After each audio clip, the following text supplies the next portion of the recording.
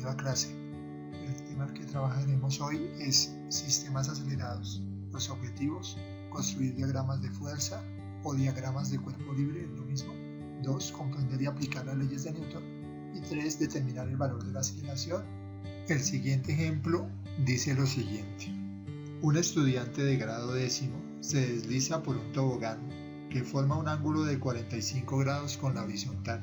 El coeficiente de fricción cinético o dinámico es 0,7. Esos valores los tenemos acá en la simulación. Ángulo de 45 grados con la horizontal. Entonces ese ángulo lo tenemos acá. El eje horizontal y el ángulo de 45 grados.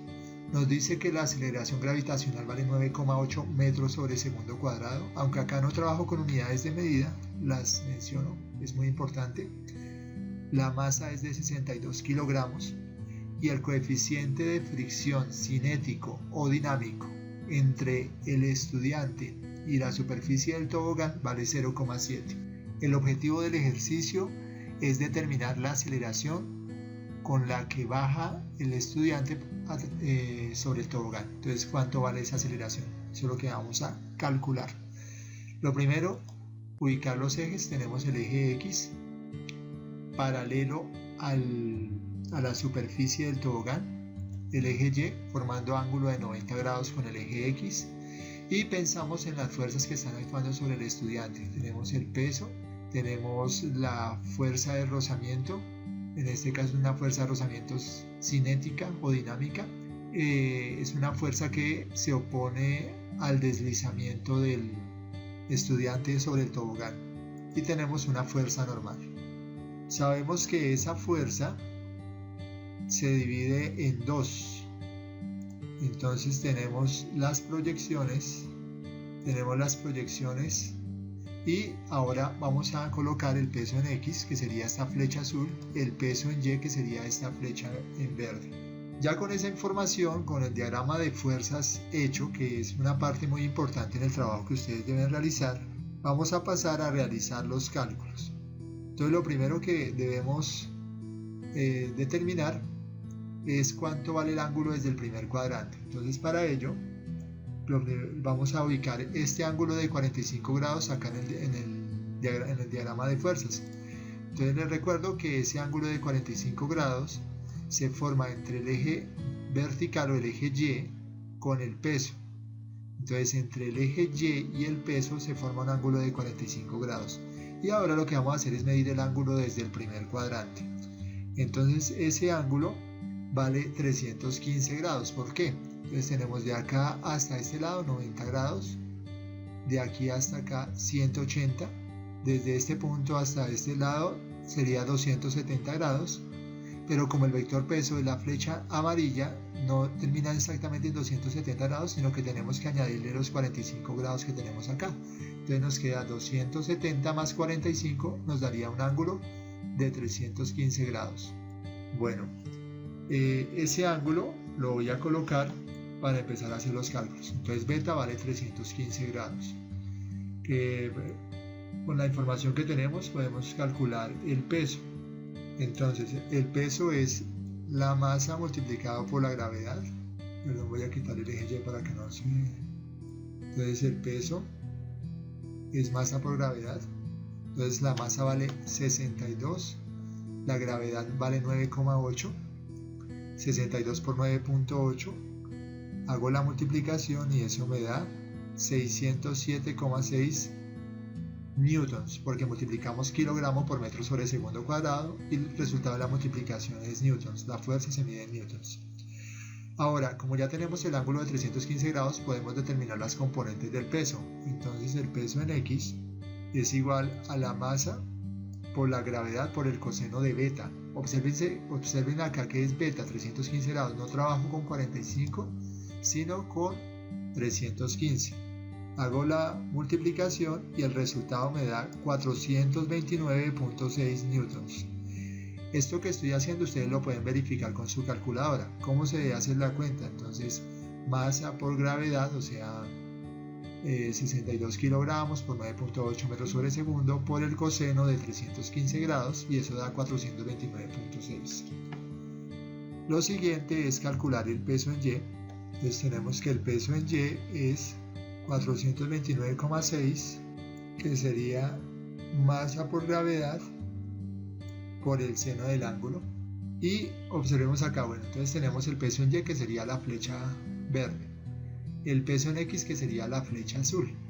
Entonces, debido a que el sistema en el eje vertical, en el eje Y, se encuentra en equilibrio, entonces la sumatoria de la fuerza del peso en Y con la fuerza normal debe ser igual a 0. Entonces la conclusión de eso es que la fuerza normal es igual al peso en Y, a menos el peso en Y. ¿Por qué le coloco el signo menos?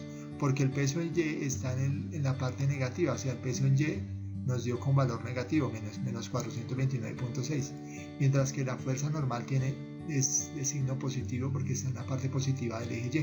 Entonces, si yo multiplico este menos con este menos, se vuelve más, y entonces tenemos el valor de la fuerza normal.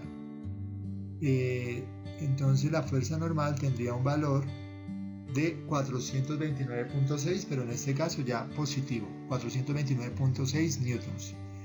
Con esa información, la fuerza normal, podemos calcular la fuerza de rozamiento cinética o dinámica.